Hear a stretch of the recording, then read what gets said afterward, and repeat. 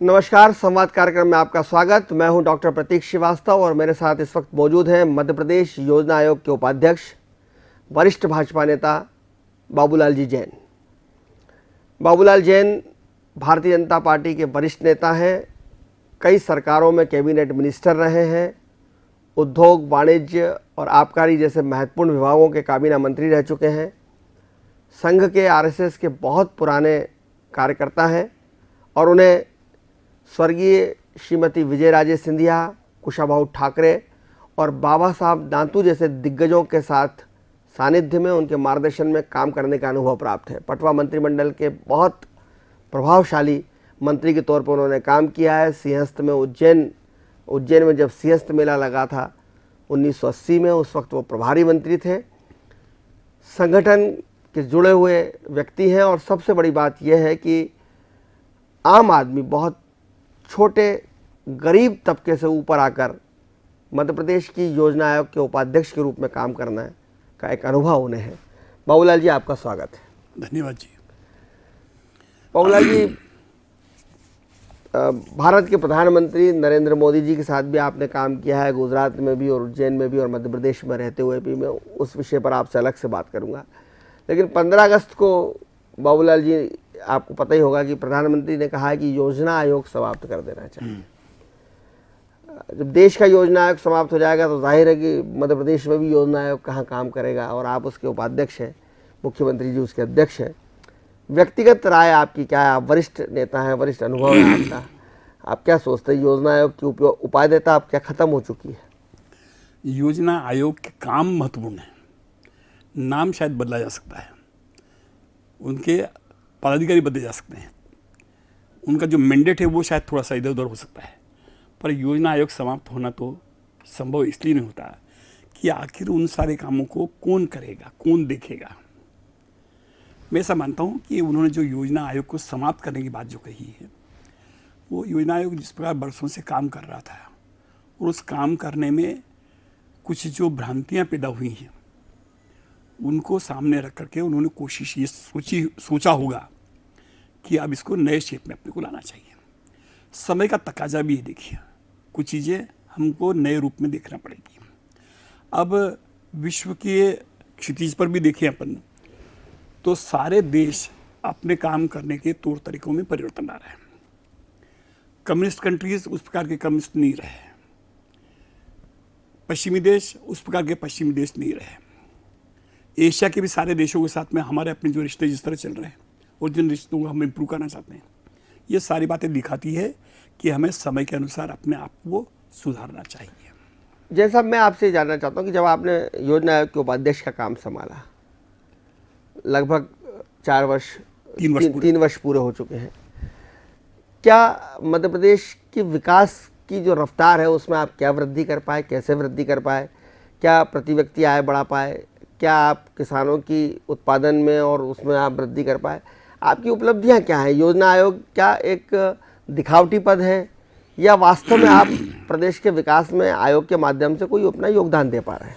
मुझे कहने की ज़रूरत नहीं है कि वर्ष 2011 में जब मैंने राज्य योजना आयोग का उपाध्यक्ष पद का ग्रहण किया था और माननीय मुख्यमंत्री जी, जो कि वो हमारे अध्यक्ष होते हैं, उनसे मिला था, तो पहली बात मैंने उनसे ये कही थी कि बरसों से चलते हुए तौर तरीके में मैं बहुत बड़ा परिवर्तन करना चाहूँगा।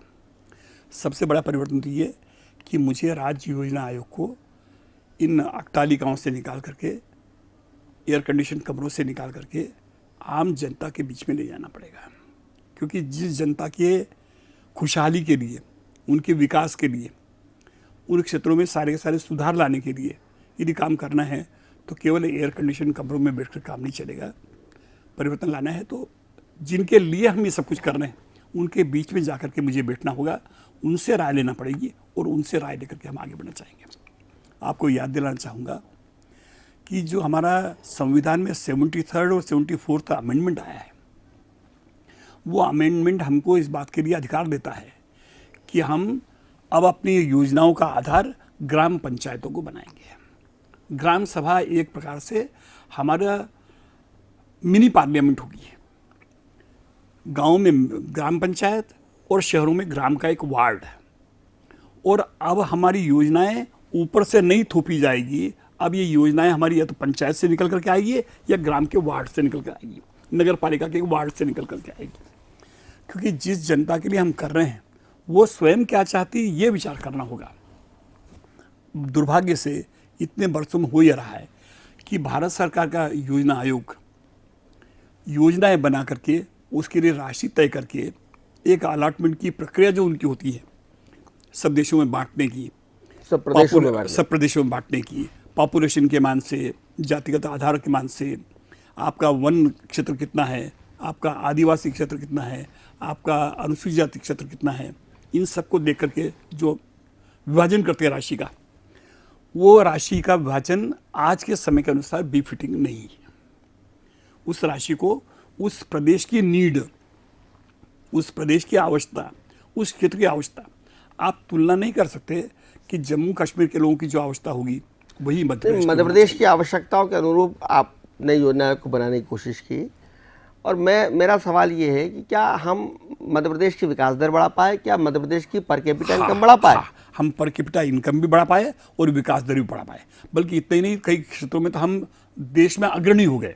और सबसे पहली बात तो ये मैं आपको स्पष्ट कर दूं कि मध्य प्रदेश कृषि प्रधान देश है। किसान हमारे यहाँ, गांव हमारे यहाँ, उन गांवों में जो काम करना चाहिए वो हमने कर दिया।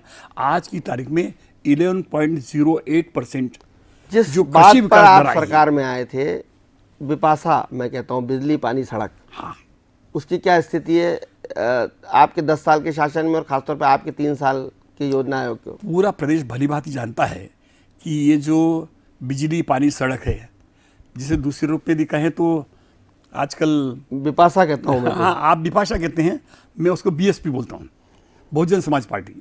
बीएसपी, बिजली सड़क पानी। बिजली में परिवर्तन किया हमने। आज हम गांव को 24 घंटे बिजली दे रहे हैं। तो 2 दिन पहले खबर ये कि आपको कटौती करना पड़ रही है, 4-4 घंटे की अटल ज्योति उतना 10 घंटे ज़्यादा नहीं दे पा रही। ये केवल बारिश कम होने के कारण। देखिए, आप जानते हैं हमारे यहाँ अधिकतम बिजली जो पैदा होती है वो या तो कोल से है या पानी से है। जब बारिश ही अच्छी पर्याप्त नहीं हुई है तो वो मजबूरी में हम सावधानी बरत रहे। अभी ये भी सोचा ही गया केवल, पर समझो लागू हो गया है, ये लागू हो गया, कटौती शुरू हो चुकी है। गाँवों में 10 घंटे की कटौती हो रही है, तहसील स्तर पर 4 घंटे की हो रही है। हम किसान के लिए 10 घंटे और ये जो 24 घंटे दे रहे थे, ये टेम्प्रेरी फेज है। ये टेम्प्रेरी फेज भी बीट आउट हो जाएगा यदि बारिश अच्छी हो जाती है तो, और नहीं है तो फिर हमें समझौता करना पड़ेगा। आप जानते हैं सड़कों का जाल फैलाया है, आज गाँव तक की सड़कें बहुत अच्छी हो गई है। जिन पर उनके रखरखाव के लिए आपने, आज ही खबर है कि 2000 करोड़ रुपए वर्ल्ड बैंक से आप उधार ले रहे हो। कितना कर्जा हम मध्य प्रदेश में ला देंगे? मध्य प्रदेश जनता को हम कितना कर्जदार बनाएंगे? एक बात बताऊं, अच्छी सरकार जो जनता के लिए काम करे उसके लिए कर्ज लेना बुरी बात नहीं मानी जाती है। आप अपने संसाधन से पैसा क्यों नहीं, आप योजना के उपाध्यक्ष हैं, आप अपने संसाधनों से पैसा क्यों जनरेट नहीं कर रहे हैं? हमने अपने संसाधनों से बढ़ाने की पूरी कोशिश की है, यथावत वो जारी है। पर एक बात कहूंगा आपको, प्रदेश में इन तीनों क्षेत्रों में बहुत काम हुआ है। कर्जा लेकर घी पीना तो ठीक नहीं ना। पुराना प्रॉवर्ब है ना ये, ऋणम कृत्वा घृतम पीबेत, घी पीना चार्वाक दर्शन है। ये आवश्यक हो तो वो भी करना पड़ता है, करना चाहिए। पर हमारी देने की क्षमता भी है, हमने लौटाया भी है। हमने तो हमारे जो ब्याज का लोड था वो हमने कम कर लिया है। आज हमारी जीडीपी जिस तरह से बढ़ी है, निश्चित मानिए प्रदेश में हमने विकास के माध्यम से, और राज्य योजना आयोग ने बहुत अधिक काम किए हैं। हाँ, हमने अपने आप के वर्किंग के समय के जैसा जो माननीय मोदी जी ने कहा है, प्रधानमंत्री जी ने, वो ठीक कहा, उन्होंने गलत नहीं कहा है। मैं 2 छोटे सवाल आपसे करूंगा, एक मोदी जी को लेकर, एक शिवराज जी को लेकर। शिवराज जी को आपने बहुत छोटे स्तर से देखा, आप उस समय भाजपा के बहुत दिग्गज कद्दावर नेता होते थे, कैबिनेट मिनिस्टर थे। आपने पटवा जी और सुंदरलाल पटवा जी के समकालीन और समकक्ष हैं आप। कुशाभाऊ ठाकरे जी के बहुत नज़दीकी आप साथी थे। उस वक्त राजनीतिक करियर की शुरुआत में थे शिवराज, और एक जूनियर विधायक के रूप में भी आपने उनको देखा है। पहली बार जब वो चुने गए विधायक बनता, वो आप कैबिनेट मिनिस्टर थे। वो शिवराज और आज के शिवराज में आप क्या अंतर पाते हैं, और क्या उनकी आपको ऐसा लगता है कि वो खूबियां हैं जो एक सामान्य से आदमी को मुख्यमंत्री बना देती है? शिवराज जी में पहली बार शायद मेरा उनका परिचय हुआ होगा 1977 में, 1977 में। तब मैंने युवा मोर्चे के कार्यालय में विद्यार्थी परिषद के कार्यकर्ता के रूप में प्रवेश करते हुए देखा है। 77 से लेकर के आज तक यानी 77 में भी आप संसदीय सचिव थे। सचिव था मैं जी। हाँ, 37 ईयर्स, इतना लंबा मेरा कर रहा है। मैंने देखा इतना सरल और सौम्य व्यक्ति है, लोगों के दुखों को अपना दुख समझने वाला, लोगों की मेहनती है, पीड़ा को परिश्रमी है। परिश्रमी। तो 18-16 घंटे काम करने में बड़ी बात नहीं। आप देख रहे हैं चुनाव में देखा होगा आपने कि 16 घंटे घूम रहे हैं, वो थकान आती है चेहरे पर।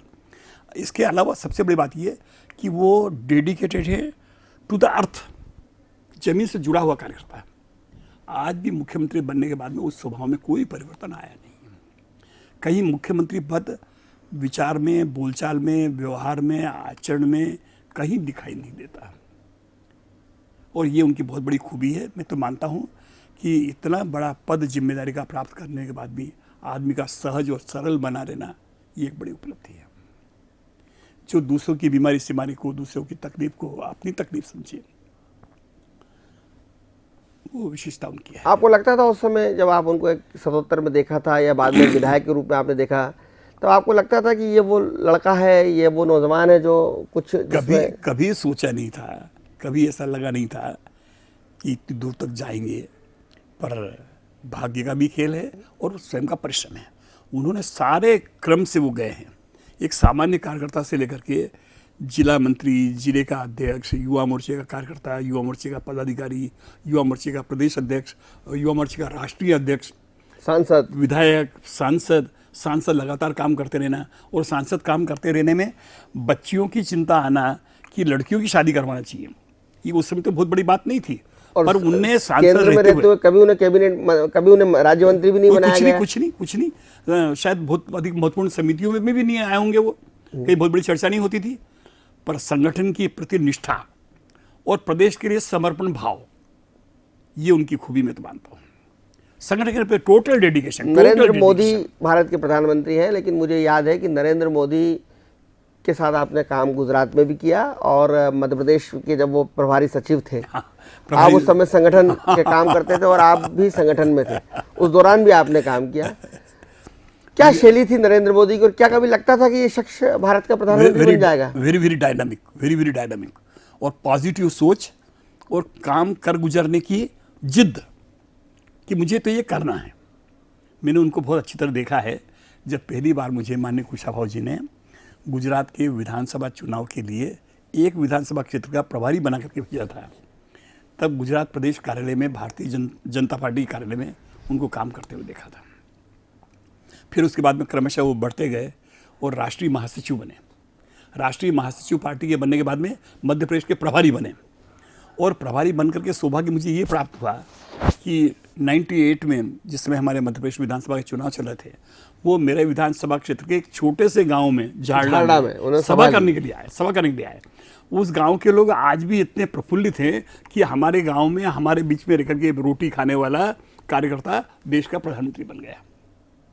उन गांव वालों ने खुशी मनाई, दीपावली मनाई उस दिन। तो नरेंद्र मोदी से क्या आपके आज भी संपर्क है, आपकी बातचीत होती है? मोदी से मेरा अभी भी संपर्क है। अभी इन दिनों में जरूर बातचीत नहीं हुई प्रधानमंत्री बनने के बाद में, क्योंकि उनकी व्यवस्थाएं काफ़ी बढ़ गई हैं, और मैंने भी ज़रूरत इसलिए नहीं की कि उनको मैंने डिस्टर्ब नहीं करना चाहिए। पर चुनाव के कुछ ही दिनों पहले जब उनका उज्जैन आगमन हुआ था चुनावी सभा में भाग लेने के लिए, तभी हम साथ में एक मंच पर थे। उसके और कुछ महीने पहले जावद में जो पहला हमने बहुत बड़ा प्रोजेक्ट सौर ऊर्जा का चालू किया, वहाँ पर 1000 किलोमीटर के क्षेत्र में 128 मेगावाट का पहला मध्य प्रदेश का सबसे बड़ा सौर ऊर्जा का प्लांट, जिसका इनोग्रेशन करने के लिए माननीय मोदी जी उसमें आए थे, माननीय मुख्यमंत्री जी थे। उस समय भी जिस तरह की चर्चा हुई है, मैं मानता हूँ उनमें आज भी वो स्नेह और प्रेम उनके भाषा से, उनकी शैली से, उनके कामकाज कर तौर तरीके से मुझे लगा कि बाबूलाल जी, ऐसा लगता है कि मध्य प्रदेश की आर्थिक स्थिति अब ठीक नहीं है, और आर्थिक सेहत में आपके विभाग में फिर आना चाहूँगा कि मध्य प्रदेश की आर्थिक सेहत ठीक नहीं, बताया जा रहा है वैसा सीन है नहीं, अंदर ही अंदर हम आर्थिक रूप से खोखले होते जा रहे हैं। और मैं उसका एक उदाहरण देना चाहता हूँ कि सुप्रीम कोर्ट के आदेश के बावजूद आपकी सरकार, भारतीय जनता पार्टी की सरकार, अनुदान प्राप्त शिक्षकों को 5वां वेतनमान से भी पूरा वेतन नहीं दे पा रही है। सुप्रीम कोर्ट के आदेश को 6 महीने से ज़्यादा हो गए, और शिक्षक आपके खिलाफ, आपकी सरकार के खिलाफ मानहानि को लेकर कोर्ट में चले गए, कोर्ट से नोटिस जारी हो गए। क्या ये माना जाए कि आर्थिक सेहत खराब हो चुकी है? मैं इस विषय में आपसे सहमत नहीं हूँ। सहमत न होने का एक कारण भी है। मुझे वो स्थितियाँ मालूम है। पिछला साल चुनावी वर्ष रहा, आप भी जानते हैं कि नवंबर में हमारे मध्य प्रदेश विधानसभा के चुनाव थे और अप्रैल मई में लोकसभा के चुनाव थे। आप जानते हैं आजकल चुनाव के दिनों में 1.5 महीने 2 महीने पहले से आचार संहिता लागू हो जाती है। करीब करीब 8 महीने ये सितंबर 2013 से लेकर के मई 2014 एंड तक सरकारी कामकाज करीब करीब जो उस प्रकार से कसआउट से जो चलना चाहिए था वो नहीं चल पाया, क्योंकि सारा अमला, सारे मशीनरी चुनावी कार्य में लगी हुई थी। इस कारण आय पर कुछ असर हुआ है, पर इसका मतलब ये नहीं कि मध्य प्रदेश की आर्थिक स्थिति कमजोर है। मध्य प्रदेश की स्थिति कितना कर्जा है मध्य प्रदेश पर? कितना इस साल हमने 117 लाख करोड़ रुपए का बजट बनाया है, रिकॉर्ड तो बनाया। कर्जा पूछ रहा हूँ, मध्य प्रदेश में कर्जा कितना है? कर्जे का आंकलन मेरे पास समय आंकड़े नहीं होंगे, पर ऐसी कोई परिस्थिति नहीं है। हम अच्छी स्थिति में हैं और जो छोटी मोटी कोई कमियां रही हैं तो उनको भी आने वाले समय में जरूर पूरा कर लेंगे। नहीं, पर अब स्थिति ये है कि हम किसानों को मुआवजा नहीं दे पा रहे, वो कोर्ट से कुर्कियाँ ला रहे हैं, जवारी ला रहे हैं, कलेक्टर एडीएम की कारें जब्त हो रही हैं इंदौर में, सुप्रीम कोर्ट में जीतने के बाद हम शिक्षकों को पैसा नहीं दे पा रहे, बिजली खरीदने के लिए हमारे पास पैसा नहीं है, हमको कटौती प्लान लागू करना पड़ रहा है, कटौतियाँ लागू हो रही हैं, हमारे पास कोयले का भंडार खत्म हो रहा है। आप कह रहे हैं आर्थिक सेहत अच्छी है। बिजली खरीदने की नौबत तो अभी तक तो नहीं आई है, आना भी नहीं है, क्योंकि बिजली में फिलहाल तो हम सरप्लस हैं। ये जो मौसम का जो बदलाव आया है, ये मौसम बदलाव थोड़ा सा कारण है। कोयले का जहाँ तक मामला है, आप जानते हैं कि भारत सरकार से पिछली सरकार की कई परेशानियों के कारण कोयला हमको नहीं मिल पाया, किंतु अब ऐसी स्थिति नहीं है, कोयला हमको प्राप्त हो रहा है। कोयला अच्छी क्वालिटी का मध्य प्रदेश को, जो मध्य प्रदेश में उत्पादित होता है, वो मिले, ये हमारी सतत मांग रही है। पर वहाँ की व्यवस्थाएं कुछ ऐसी थी कि हमारे यहाँ के भंडार को हम दूसरे प्रांतों को देते हैं, दूसरे प्रांतों के भंडार से हमें दिया जाता है, फिर अच्छी क्वालिटी का कोयला हमको नहीं मिल पाता था। किंतु उसके बाद भी शनि ये सारी स्थितियाँ ठीक हो रही। आने वाले दिनों में और जो छोटी मोटी बातें हैं वो भी समाप्त होगी, ऐसा मुझे विश्वास है। बाबूलाल जी, ऐसा एक बहुत अच्छी योजनाएं चलाई जा रही हैं जिसको प्रधानमंत्री जी ने भी मध्य प्रदेश की योजनाओं को स्वीकार किया, खासतौर पर लाडली लक्ष्मी योजना वाली को प्रधानमंत्री जी ने भी अपने बेटी बचाओ अभियान में डाला है। और भी बहुत हितैषी योजना है, आप शादियां भी कराते हैं बच्चों की और इलाज कराते हैं, चिकित्सा कराते हैं, बहुत बड़ा काम हुआ। लेकिन अब एक जैसा आप कह रहे थे कंसेप्ट बदल रहा है, अब आप ये बता दीजिए, समाजवादी दर्शन वाला कंसेप्ट बदल रहा है। आपने खुद ने कहा कि सोवियत संघ में परिवर्तन आई है, क्या अब भी ये कंसेप्ट ठीक है या हमको अपने नागरिकों को खड़ा करना होगा कि वो सब चीज़ें राज्य की सहायता के बिना कर लें? देखिए, आज ही मैं एक कार्यक्रम से आ रहा हूँ, एक सेमिनार चल रहा था ग्रामों के विकास को लेकर के। देवी अहिल्या विश्वविद्यालय ने एक सेमिनार आयोजित किया था। उस आयोजन में करीब करीब 100 बच्चे गांव में काम करने वाले आए थे। मैंने उनको केवल 3-4 बातें कही है कि यदि अपने प्रदेश का विकास करना है तो सबसे पहले तो हमें अपने आप को जोड़ना पड़ेगा उससे। सरकार करे ये फिलॉसफी बंद कर दीजिए आप, सरकार हमसे करवाएगी और हम सरकार से मदद लेंगे। उनको मैंने 3 बातें बताई। एक, ध्यान दो आप गांव से शराब की मुक्ति। दूसरा, ध्यान दो शराब, अपने बीड़ी, सिगरेट, तंबाकू, पान, ये हमारे गांव में नहीं आएगा। तीसरा, आप ध्यान दीजिए, हमारे गांव में कोर्ट कचहरी के मामले नहीं बढ़ेंगे, हमें मिलजुल करके इन सारे कामों करना पड़ेगा और पंचायतों में बैठ करके ही हम अपने सारे मामलों को निपटाया करेंगे। यदि ये बात चालू की तो उस गांव में गांव के प्रति अपनापन जागृत होगा, और जिस दिन उस चीज़ से मेरा स्वयं का अटैचमेंट होता है तब कई चीज़ें अपने आप ठीक हो जाती हैं। हमने मॉडल के रूप में बड़ी प्रशंसा सुनी थी ह्यूडे बाजार की, रालेगंज सिद्धि की। मध्य प्रदेश के अनेक युवाओं को हमने उन इलाकों में भेजा, देख करके वो लोग वहाँ से आए हैं। उन्हीं आधार पर हम अपने गाँव का विकास करवाना चाहते हैं। ये जो हमारी विकेंद्रीकृत व्यवस्था है, इसके तहत भी बहुत बड़ा परिवर्तन आएगा और ये सारा हम करेंगे। सरकार का जो नया आने वाला ढांचा आप कहते हैं किसान को हम खेती का लाभ का धंधा बनाना चाहते हैं, मुख्यमंत्री जी कहते हैं, लेकिन किसान को मुआवजा नहीं बटा। जो सोयाबीन उसका खराब हो गया उसका मुआवजा नहीं मिला, फिर चना खराब हो गया, मुआवजा मिलने में लाल फीताशाही लेट लतीफ़ी। आप कह सकते हैं कि चुनाव आ गए, चुनाव के कारण नहीं हुआ, पर कहीं ना कहीं आज भी किसान वो राहत महसूस नहीं कर रहा है। योजना आयोग ने भी कहा कि हम किसानों के लिए काम करते हैं, मुख्यमंत्री जी भी कहते हैं किसानों के लिए काम करते हैं, फिर उसमें दिक्कत क्या है किसानों के साथ? एक कड़वी बात बोलने में मैं थोड़ा संकोच कर रहा हूँ। ये जब से हमने इतना लिबरल होकर के हर बातें कहना चालू की है, समाज में सब प्रकार के लोग हैं। अभी भी लोग सही और सही नहीं क्लेम भी सरकार के सामने भेजते हैं। जहाँ सचमुच उतनी हानि नहीं हुई है, उससे अधिक हानि हमें बताई जाती है। सरकार को भी देखना पड़ता है कि वास्तविक हानि कितनी हुई है, ताकि उनको मिले, ताकि वास्तविक जो नुकसान में है किसान झूठ बोलते हैं, आप कहना चाहते हैं? मैं तो ये नहीं कहूँगा, झूठ तो नहीं बोलते हैं, पर कहीं ना कहीं एक रहती इच्छा कि भाई दूसरों को मिल रहा है, मुझे मिल जाए। मुझे ऐसे भी अनेक किसान मालूम हैं जिन्होंने कहा है कि हमारी खेती किसान में तो नुकसान नहीं हुआ, हमारे एरिया में तो ओले नहीं गिरे। अब ये ऐसी एक विशेष सर्कल है जिसके विषय में नहीं जाना चाहूँगा, क्योंकि प्लानिंग कमीशन उन विवादों में नहीं पढ़ करके विकास के मुद्दे पर ध्यान देता है। विकास की बात अगर मैं आपसे कहूँ तो हमारे यहाँ औद्योगिक समिट होने जा रही है अक्टूबर में। पहले भी 2 औद्योगिक समिट हमारे यहाँ हो चुकी। मुख्यमंत्री जी जगह जगह खजुराहो में भी लगाते हैं, ग्वालियर में भी औद्योगिक समिट करते हैं। और आप तो उद्योग मंत्री रहे, वाणिज्यकर मंत्री रहे, उससे पहले आप खुद व्यापारी हैं। उद्योग मंत्री रहे से पहले आपने व्यापार करते हैं, आप व्यापारी हैं, उद्योगपति हैं। मध्य प्रदेश के उद्योगपति ये शिकायत करते हैं कि साहब आप आन गांव के बाहर के लोगों को तो पूज रहे हो, सत्कार कर रहे हो, रेड कारपेट बिछा रहे हो। मध्य प्रदेश का व्यापारी परेशान है, उद्योगपति परेशान है, हड़ताल करना पड़ता है, नया फॉर्मेट ला देते हो आप वाणिज्य कर में। किसान, आपको याद होगा मध्य प्रदेश के व्यापारी उसके लिए हड़ताल पर चले गए थे। तो उनकी समस्या को हल करने की देखिए पूरी कोशिश की गई है। सुधार के लिए कुछ थोड़ा सा कष्ट उठाना भी पड़ता है, ये बात भी सही है। और सुधार के लिए कष्ट नहीं उठाएंगे तो हम जितने विकास चाहते हैं उतने विकास नहीं हो पाएंगे। पर यदि वाजिब किसी कठिनाई है तो उन सारे क्षेत्रों की, चाहे वो उद्योगपति हों, व्यापारी हों, they are not happy with government. उद्योगपति और व्यापारी वो नाराज है। उनको लगता है कि कांग्रेस के तो मुख्यमंत्री साहब कहते थे कि व्यापारी चोर हैं। आप कहते नहीं हो, पर आपकी क्रियाकलाप हरकतें ऐसी कि आप हमको चोर मानते हो। हमने तुरंत उनकी बात को सुना है। अभी हम जो नया फॉर्मेट लाए थे वो फॉर्मेट तुरंत रोका है, उनको ऑप्शन दिया है कि वो हड़ताल करने के बाद बल्कि मैं स्वयं इस मामले में सहमत हूँ, इस मामले में कि हमने विश्वास में लेकर के सारे काम करना चाहिए।